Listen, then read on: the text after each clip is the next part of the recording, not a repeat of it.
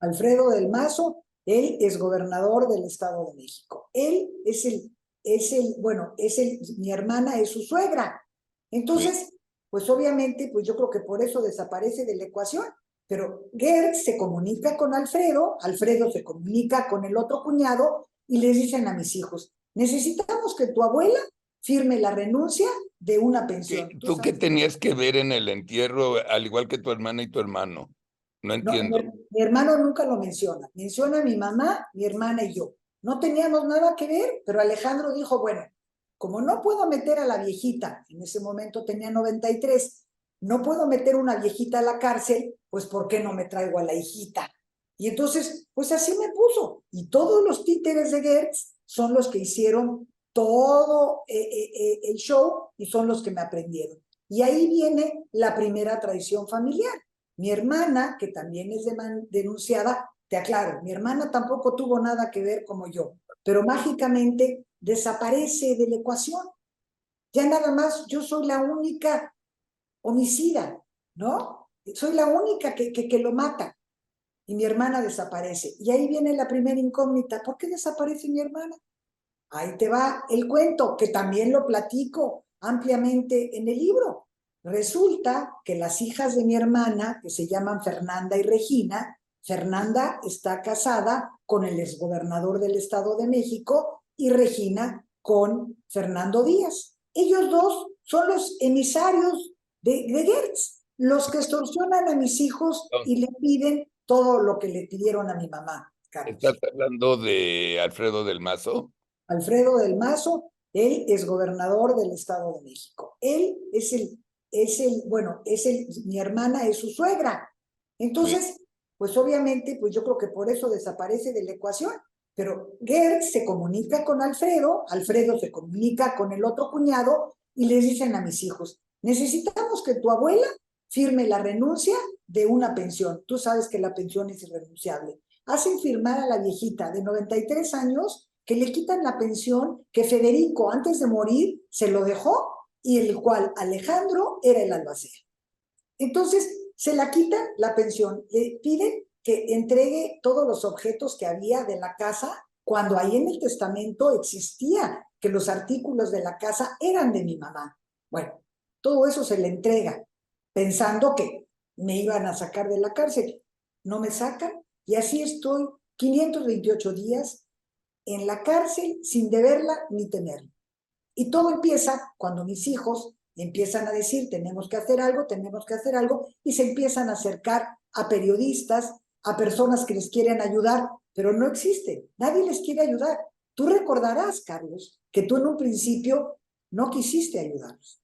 Tú Sí. dijiste, no, Alejandro es mi amigo. Recuerdo perfectamente porque a mí me lo contaron mis hijos en una visita. Mamá, Sí. intentamos con este señor Alarraqui, que ves que tiene mucho punch, y él está siempre a favor de los desvalidos. Y nos dijo que no. Y sin embargo, luego tú dijiste, a ver, algo está raro aquí con esta cosa de Alejandro. A lo mejor estos muchachos tienen la razón. Y fuiste uno de los pocos que en un principio nos ayudaron. Y como tú, se fueron uniendo. Fue la labor hormiga. Se fueron uniendo y en todas las redes empezaron a hablarse y empezaron a decir y se empezó a hacer una bola de nieve. Mis hijos empezaron a hacer manifestaciones, se tiraban en Reforma, Ana Paula se tiraba de lado a lado, los coches se paraban, un auténtico calvario. Hasta que mi caso llegó a la Suprema Corte por petición de Alejandro. Todavía, fíjate, por petición de Alejandro. Mi caso no debía de haber llegado a la Suprema Corte. No soy No, tan importante, no soy tan importante. claro. Pero claro, pero él dijo, en la Suprema Corte tengo 3 o 4 amigos. Y se filtra una grabación con Juan Ramos diciendo precisamente eso. Entonces se hace un escandalazo y ahí es cuando el 28 de marzo del 22 salgo o sea, me dan el amparo liso y llano y me liberan inmediatamente. O sea, fue una lucha de mis hijos con todos ustedes y con toda la sociedad civil lo que hizo que yo esté aquí, Carlos. Y esa es la historia, pero claro, para entenderla con los personajes, las extorsiones, toda la traición de parte de mi hermana, de mis sobrinas, nunca volvieron a ver a mi mamá. O sea, todo eso es precisamente lo que viene en el libro. Y ¿te parece qué te parece que que Ernestina Godoy dice, yo quiero otros 4 años porque la justicia me importa muchísimo. Yo quiero continuar impartiendo justicia. Cuando fue una de las personas que me condenó a esa mazmorra, Carlos, bueno, Qué horror. Qué horror. qué horror. ¿De qué se trata el libro? El libro, mira, hablo precisamente de esto para dar un contexto de qué fue lo que sucedió. Pero básicamente trato de darle la voz a tantísimas gentes, Carlos, que no tienen voz. Yo tuve la suerte de tener la voz a través de mis hijos y a través de ustedes, pero ¿cuántas personas no la tienen? Más bien, la mayoría no la tienen. Claro, claro. La mayoría no la tienen. Todo el mundo se queda y ahí se queda y nadie los ayuda.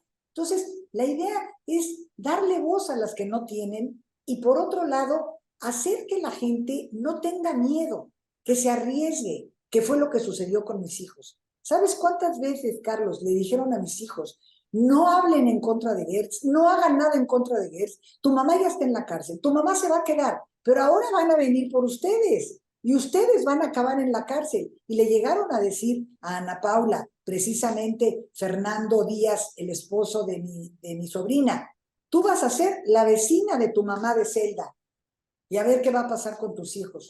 Fernando Díaz, ¿en qué trabaja? Fernando Díaz fue director jurídico de Vancomer durante muchísimos años. Ya no lo es, pero era el emisario precisamente de Del Mazo y del Mazo de Gertz. Era una cadenita, ¿me entiendes? Se iban pasando la bolita. Gertz a Del Mazo ¿cómo se llama? Fernando, y Fernando a mis hijos. Era una cadenita perfecta. Entonces, tú calcúlale, tengo que hablarlo y tengo que decirlo, porque en cualquier momento te pasa a ti, Carlos. Tú estás pensando lo que yo pensé muchos años de mi vida. ¿Yo cómo voy a estar en la cárcel?